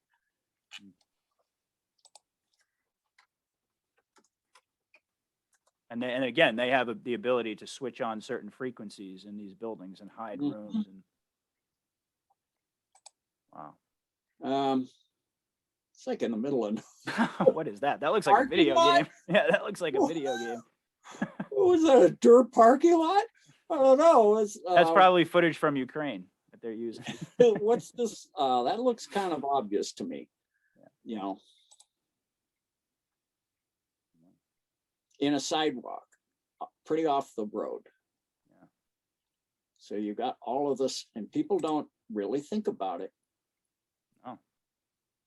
All of this going on, and they're not really paying attention or thinking about why. Up on the sidewalk by this building, obviously in some Florida or Hawaii or something where it's tropical, Georgia, something like that. Now, is this known to the Alliance, to law enforcement, to the, is this one of the things that they The Alliance knows. I don't know how much law enforcement that's not involved in it. Yeah, I was going to say, because to a certain degree, it would suggest their involvement in protecting this whole thing. Mm-hmm. Wow. Amazing. I actually did find that the article I was talking about, the Defense One, about the secret vaccine. We could take a look at that. Sure. Let me see if I can go ahead and share my screen, and then I can have you maybe comment on it. All right. Now, can you see my screen? Not yet. Not yet. Okay. Still not in share mode. Oh, looks like I'm getting a, it's not letting me for some reason. I'm getting like a, almost like a wait, you know, where the thing goes around in circles. It's making me wait for some reason. Yeah. But so- anyway, you know what I can do is I can just read the headline, and I can, you know, maybe get you to comment on it. So this, again, this came out on December 22nd. Now, people have been listening to my show. I've mentioned this many times. The headline, and this is Defense One, defense1.com. And I just searched secret military vaccine. It popped right up. So it says U.S. Army creates single vaccine against all COVID and SARS variants, researchers say. Within weeks, Walter Reed researchers expect to announce that human trials show success against Omicron and even future strains.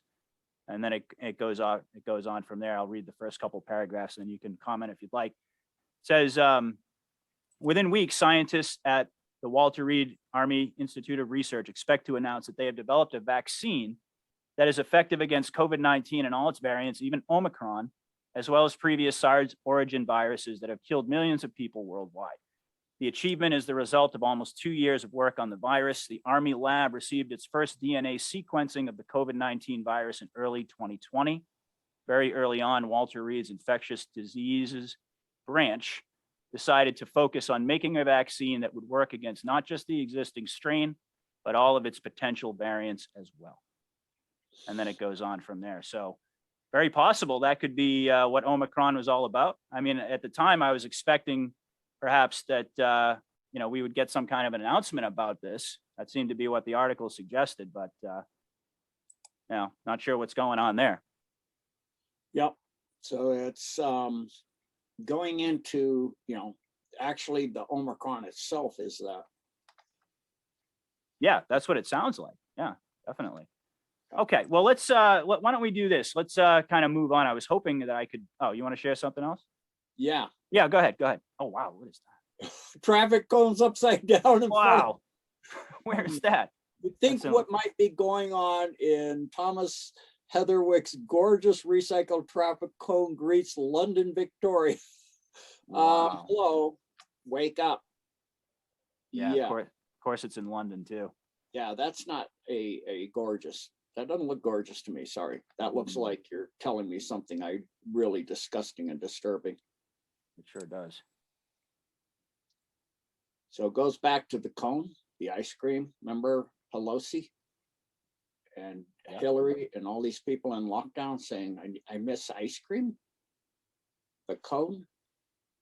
Now, I know that well, hot dogs and pizzas represent. Now, what is the cone? Can we talk about it without getting too graphic? Or I mean, oh yeah, easy. Yeah. The pineal. It's a cone. Shaped like a cone. So they're talking about eating that? Yeah.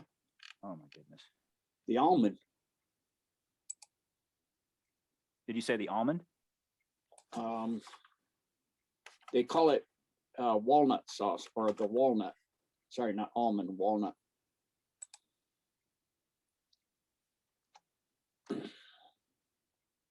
And that's part of their, I mean, that's part of their ritual ceremonies is doing this, is eating this, right? Mm-hmm. In the Vatican. My God. Pine cones. Traffic cones, same thing. So that's to represent the pineal. Yep. And that's where they get adrenochrome. And chromochrome.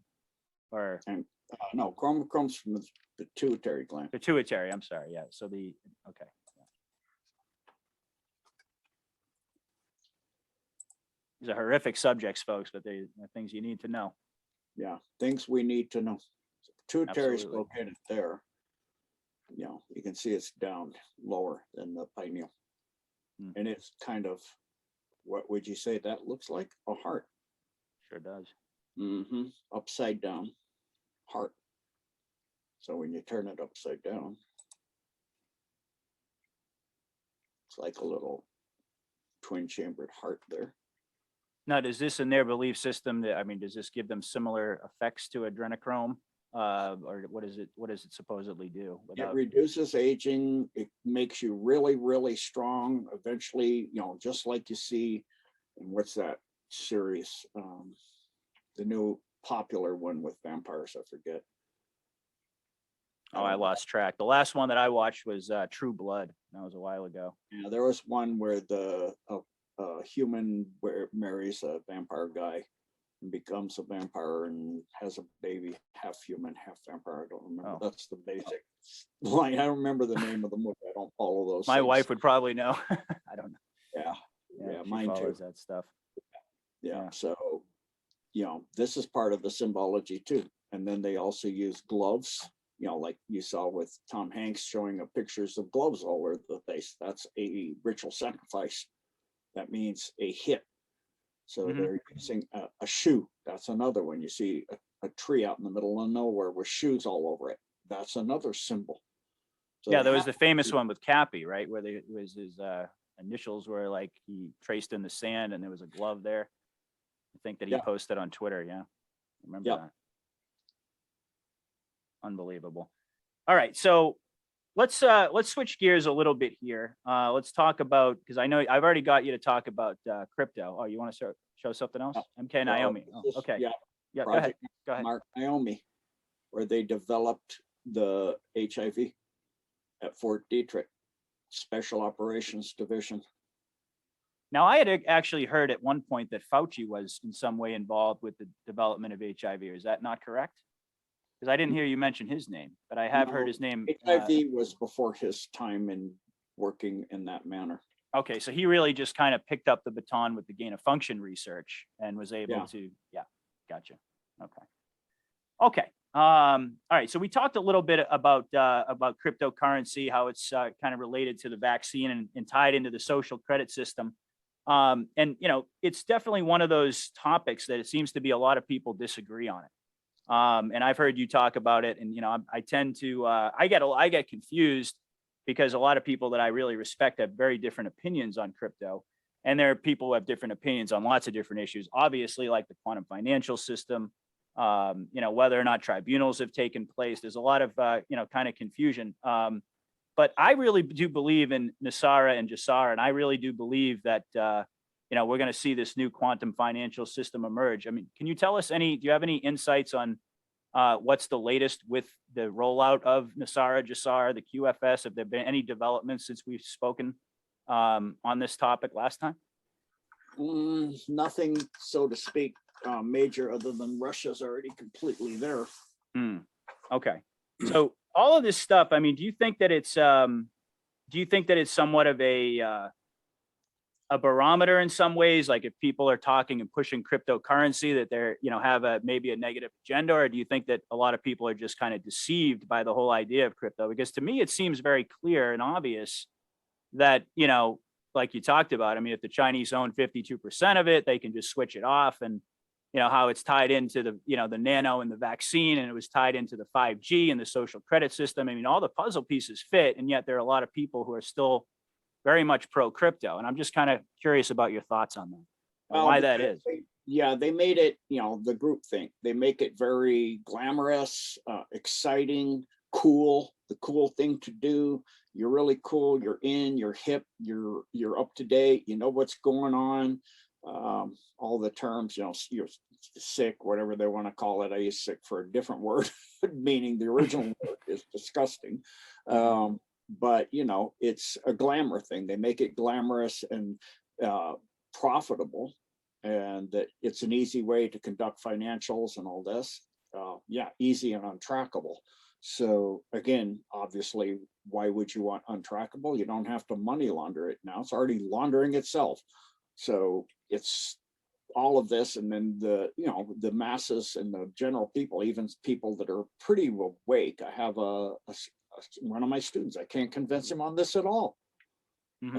He's pretty much awake to everything else for 20, 30 years, but on this, I can't get through to him at all. He's like, I don't agree. Now, does he think that the whole idea of Nasara and Jassara and the QFS is not true, and he thinks that the system's just going to simply be based on crypto moving forward? Yeah. Or, That's what he thinks. wow. And a lot of people do think that. So they think that by going crypto, that's a, they're doing that. And it's a really great thing. And there's some top economic advisors that have come out and literally stated that what crypto really is and what it's about and how they move the money and all of that. People that advise presidents, like Carter, and that. There was a lady that came out and showed the whole and diagrammed the whole thing.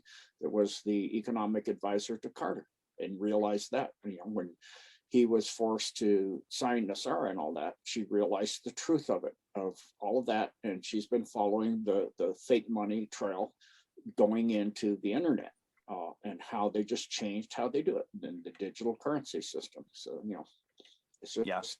they made it look glamorous and fun and exciting and cool. And people never think, when you're mining data, who you mining it for? What data are you mining? Where's it going? Do you really know? So it's questioning, on a daily basis, what you do, how you do, why you do, what is it really doing? And people have been trained not to go there. You believe what you're told to believe. They don't make those deep connections and thoughts. And what is it I'm doing? Why am I doing it? It's like when I was in the military, the fact that they wanted me to bust a guy out that worked underneath me, that was in a division I ran, within the department I ran. They said keep him awake until he falls asleep, and then take him to captain's mess and do it. Bust him from E6 to E5, and then E5 to E4, and all the way out. And I go, why? Because we told you. If I'm going to do something to somebody like that, I need to know why. What has he done that's so horrific? We got to write him out of the Navy. None of your business. And if you ever want to make rank, you're going to do it. I go, no, I'm not going to do it unless I know the viable reason. I want to see in writing why you're giving me this order. I want a written order to understand. I'll keep it confidential or secret or top secret, but I need to know why. They said, the why is you never make rank if you don't. And I said, okay, I guess I'm never going to make rank. And I didn't. I never made rank after that.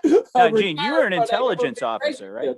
What's that? Well, you were an intelligence officer, right? In the Navy? I was in an intelligence field, yes. And I was decrypting information and breaking down all kinds of data and, decoding it, essentially, looking at, information coming in and seeing pattern recognition of patterns and frequencies and all kinds of stuff. Oh, good. That's my next topic. That's a perfect segue. And so I learned how to do that. It was all electronics based, doing ELINT and EMINT and all kinds of other things that I can't go into. But, analyzing data and giving it to the commanding officer, or in the case of when I got beyond that and I was running a whole base down in St. Croix in the Virgin Islands, a tracking facility off of Puerto Rico, coming out of Puerto Rico, being flown over there, and then running it for a period with a group of other officers that were running that.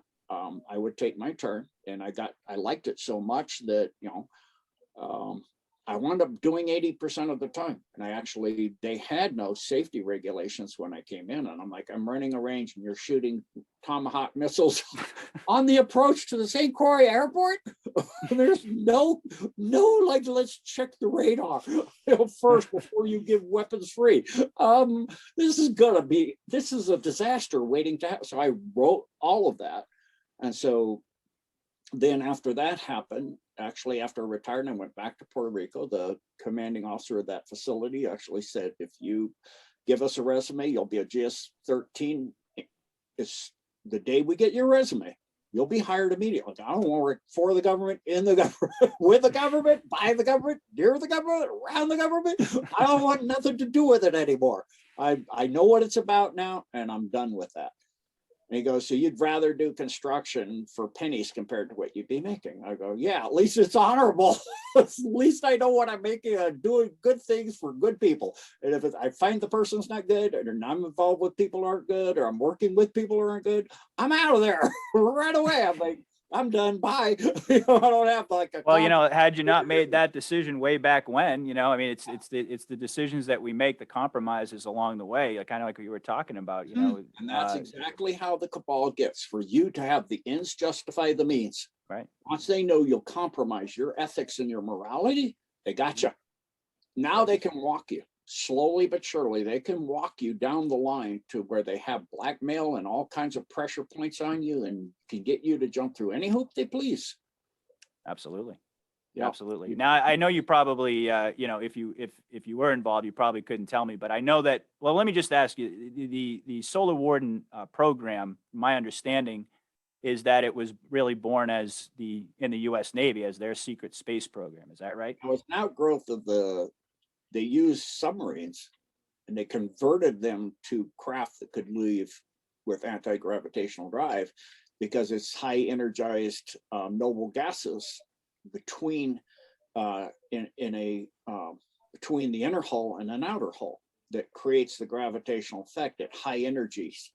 And so that is literally perfect platform, is you just weld over the ballast tanks and seal the whole thing up and get the liquid or the gaseous neon in there and energize it at those levels, and you'll create an anti-gravitational situation. And so they used originally just declassified old World War II submarines, and then they moved forward into the new stuff to where they were actually now, they have space ports where they build them in space, and even beyond that to where they got non-terrestrial technology to where they grow them, and they're actually a organic being that is directly in mental contact with the pilot, like you saw in Farscape, where the pilot is mentally contact with, I believe the creature was known as Moya, which is actually, I think Mark Richards his ship was called Minerva.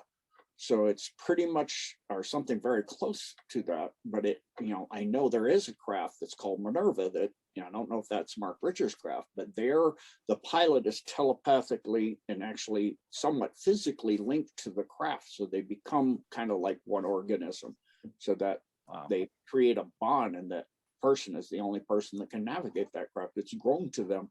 Their genetics is actually part of what helps taking a sample that grows into that craft, that being that's a craft, a stellar craft. Now, is this how I'm sorry, I didn't mean to jump on you, but is this how the humans are piloting the TR3s in Ukraine, for example? Is that what's going on there? Well, it's telepathic, but they're not organic. The TR3s are not organic. Okay. All right. Gotcha. All right. Well, let's switch topics now to frequency. We've been on for a while, and I did want to talk about this before we had to end our conversation, which I never like to do, of course. But switching topics to frequency, I've heard that you mentioned that if our thoughts match the frequency of another space and time, that we can travel there instantaneously. This is actually another topic you got into recently that I found fascinating. Now, were you referring to remote viewing when you were saying that? The concept of remote viewing. And when you say, that we can actually travel there instantaneously, do you mean our physical body, or do you mean our consciousness? All.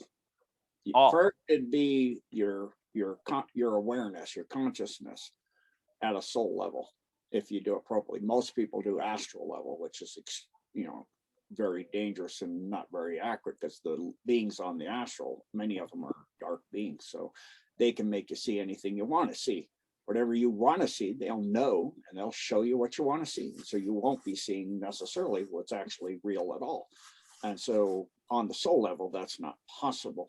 But once you're at the soul level, remote viewing, it's not a large feat to learn to completely frequency match, to pull all of the rest of you to that other location instantaneously. It's like you saw in the original movie Dune, where they were moving without moving, where by frequency matching where they wanted to be, they were able to take the entire craft, the navigators, as they called them, the entire craft, that with all the craft inside it and all the people inside it, they were able to match the frequency of that entire craft and everything inside it and them to the other location in space-time, and then they would just be there.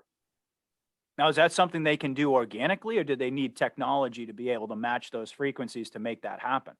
It has to have an organic steering it. There is technology that can help, but it's not even necessary to have technology to help. You can learn to frequency match it being anywhere in space-time. I mean, all of the multiverse. You can even go to parallel universes that way.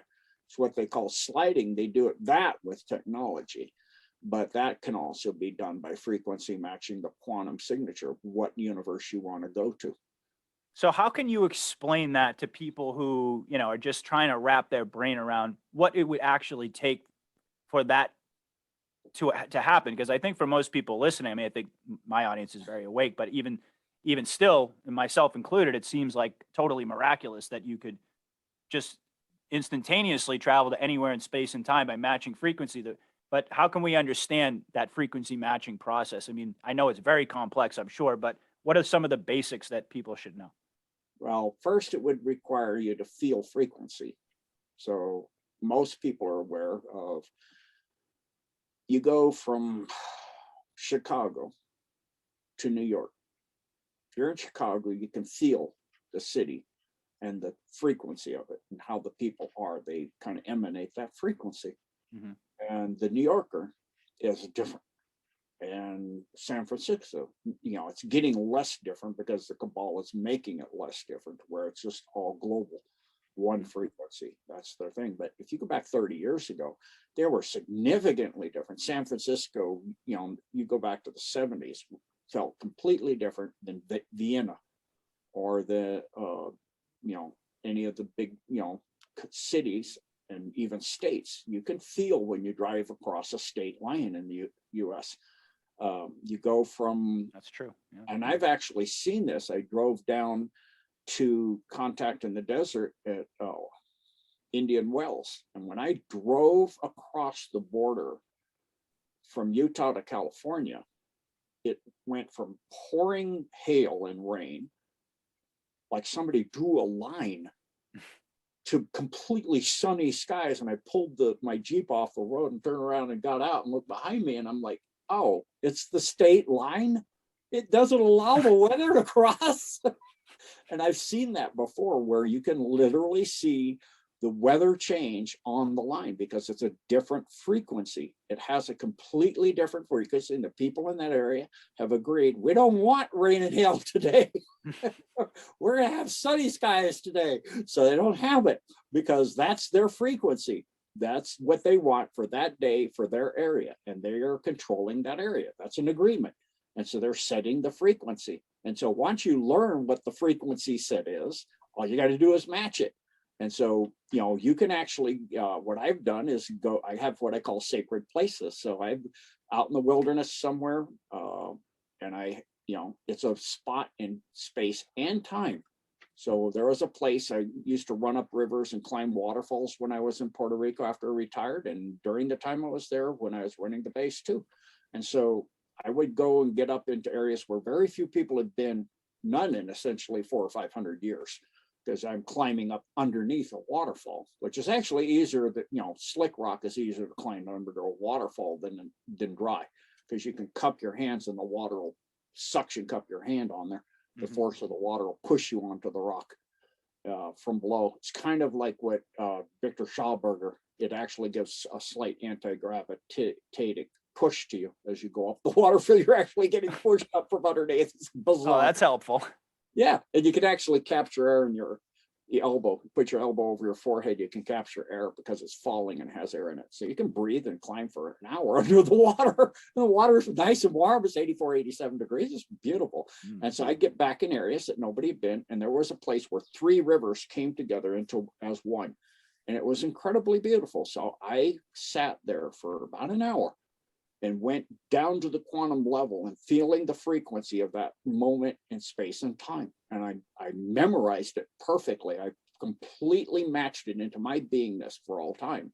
So that I call it a healing spot, because then I can go to that area that's very clean, all the water, the air, the energy, everything, and I can go to that anytime. I can frequency match and literally be there. So you can sit there and just stare at everything without thinking, but feel it and smell it and touch it and drink it in, and just till you feel it as part of what you are.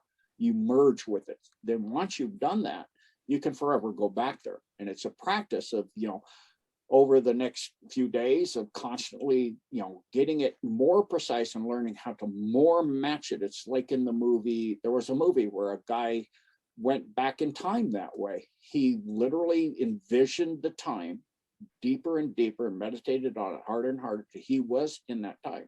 And then I think it was called Somewhere in Time. And he actually wound up going back, and then he had a coin with him from the time he came from, and later he accidentally saw the coin, and that made him lose his frequency lock, and he wrenched himself back. Wow. That's just absolutely fascinating to me. So are you talking about, like, so when you go, for example, to one of these healing spots and you frequency match a different space and time, you can go there, but does your physical body remain in that healing spot, or does your physical body transported to a different place and time? Once you frequency match, and you get adept at it, your physical body will go there.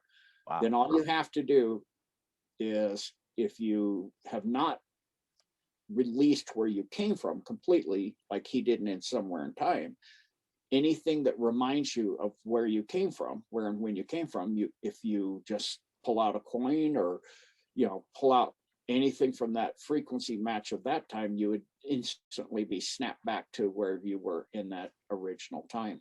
So your consciousness, in a sense, when you physical body, if you get adepted enough and your physical body travels to that other place in time, your consciousness really goes with it, and in some ways is not aware that you've gone to another space and time, is kind of what you're saying, until you get some sort of clue or reminder. Yeah, exactly. Wow. So just like the movie Somewhere in Time, I think, I've got it here. It's Christopher Reeves was in it, Jane Seymour. This movie here, Somewhere in Time. And he envisioned going back to this time where, Jane Seymour was in. And then towards the end, he, accidentally kind of saw, I think it was a penny from his time, and he wound up getting wrenched back in time to that time. Wow. And of absolutely course, fascinating. Time, that's a location, so it's space-time. And so you can actually, a person that really learns to hold, with a singular thought, be completely single-minded, to where they can it's how they steered Duncan Cameron, steered the Montauk chair, is you have to be completely single-minded to open that time portal to that place in space and time. And so you have to be able to hold that absolutely as the only thought, and then you will match it perfectly, and you will literally be there. Ah, I see. So is it that do you have to have these certain special abilities like Duncan had, or, like you can do this remote viewing? Some people are born to it naturally, but it is something that can be learned if you can learn to singularly focus your mind onto one thing and hold it with no distraction whatsoever by anything else, not any bodily sensation or any random thought, any random emotion, any random sense, like a smell or anything. You got to utterly focus on that other location. Wow. It's amazing. That's amazing. It's actually reminded me of the biblical story. Which was it? I can't remember which biblical character it was that just simply walked away with God one day, just kind of disappeared. He was just so righteous that God just took him. Mm-hmm. I can't remember the name. It's escaping me at the moment, but it kind of sounds to me almost like that sort of situation. In that case, that was chose to go back home to God, and he walked away. Amazing. He walked away with God to his throne. All right. Well, I have a million different questions that I could ask as, offshoots of that, but I'm going to try to wrap it up because we've been on for almost 2 hours. So I did have to ask, um, is, you've hinted about this before. Is JFK Jr. alive? And is he in some way in the public eye? Yeah, I can't go into that. Okay. All right. Can't go into that. Do you imagine that, we are at this point in terms of the timeline going to see some major legal developments over the next month or so? Because I've been hearing a lot of suggestions about, I mean, I know I don't want to, link you to timelines, but I've heard a lot of suggestions that Yeah, it might be I can't do wins. okay, but we're heading in that direction. Yeah, we're heading in that direction. Okay, so we could probably expect that we're going to see some type of major arrest at some point. Yes. Okay. All right. Excellent. Well, all right. Well, that kind of brings me to my last question on frequency and just kind of talking about this topic in a little bit more depth, and then we can kind of wrap things up. So, okay, I'm gonna have to run for nature here. I'll be right oh back. no, absolutely. Go ahead. Take your time. I'll go ahead and pause. Okay, so this my last sort of question having to do with this planetary transition that we're going through. So, what I've come across in my research is this ascension process. We're going from the third to the fifth dimension, and that we've come to understand throughout this. Really, you're one of the primary sources. The Anunnaki lowered Earth's frequency and polarization from positive to negative, and that we're in the process, and ever since then we've been in the process of ascending toward our destiny, which is while personal ascension is a choice, that the ascension of Earth itself to 5D is inevitable because it's God's will. And that's why we say nothing can stop what's coming. And it's also my understanding that it takes, and this is where kind of my question comes in, about 3 centuries on average to complete a planetary transition, and that we're now in the final phases during which the frequency of Earth has been slowly increasing. And I was wondering if you could talk about that, and where the frequency was, what it's increasing to, and if you could talk just in general about what the 432 hertz. That's another question I had. That's another frequency that gets mentioned quite a bit. So if you could just discuss those, and then we can wrap it up. So yeah, the ascension event happens every half rotation of the Milky Way, which is what is called in the Mayan calendar the Great Year. It's what and it's millions and millions and millions of years every cycle, because across the Milky Way is a huge energy field, and that cuts across like a kind of like a veil, so to speak, or a curtain of energy. And the Kabbalah calls it the Masonic ring. I just call it the photon belt.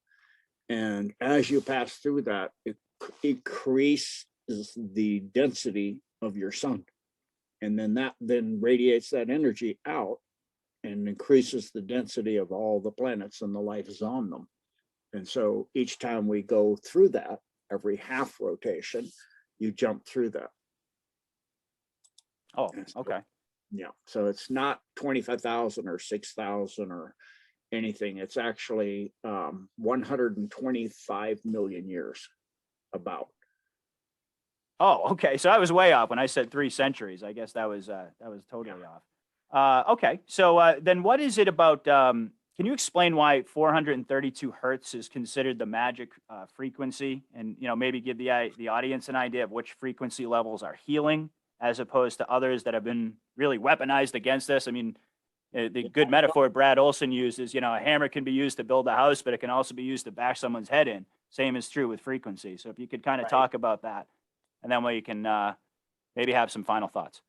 Yeah. So the speed of light is essentially the square root is 432. Pretty close. It's some digits short of that, but it's pretty close to it.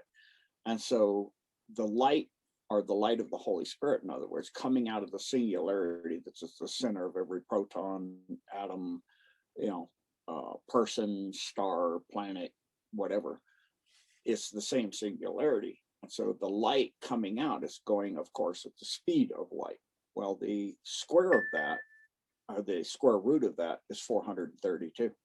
So the light is traveling so many miles per second, and it's going out and increasing as the square of the velocity, the size of it. So you take the square root and you get your location. It's what's called differential or integral calculus, where you take the area below the curve and you find out what the change rate of the curve at that point is, and as it increases to infinity. So that means that you're taking the square root already. So that is 432. So you're literally saying, how am I in unison being vibrated at my location by the light of God, of the Holy Spirit? So you're in tune with that vibration. So the Nazis changed it to 440 because they want you out of tune, which actually changes the genetic structure, bringing you down and making you more susceptible to mind control. You said 440? Yes. Okay. And is that also the frequency of most music? I've heard that too, that a lot of the music that comes out in the movies and entertainment is at that frequency also. Yeah. Now, it's also one of the frequencies they use in electronic equipment. They run on not just 60, but you have higher frequency stuff that runs on 440. So it's going back to 432. That's okay. Yeah, it's going back to 432 so that you're set with the original frequency that is the square root of the speed of light, or the light of the Holy Spirit. Wonderful. I love it. I love it, Gene. Okay, well, I'm gonna resist the urge to ask more questions. I'm gonna be respectful of your time. Can you give us any thoughts, any final thoughts for the audience before we say goodbye? Yeah. Stay focused and realize where we go one, we go all. Put God at the forefront in everything you do, and stay in service to the one and only God of all creation through the gift of his only begotten Son, Jesus Christ, and Godspeed. God bless. Amen. Thank you, everybody, so much for listening. Thank you, Gene. It's been a blessing, as always, to have you on the show. I can't wait for our next conversation, and we will be in touch soon to schedule the next one. All right. Thank you. All right. God bless everybody. Thanks for listening. Patriot out.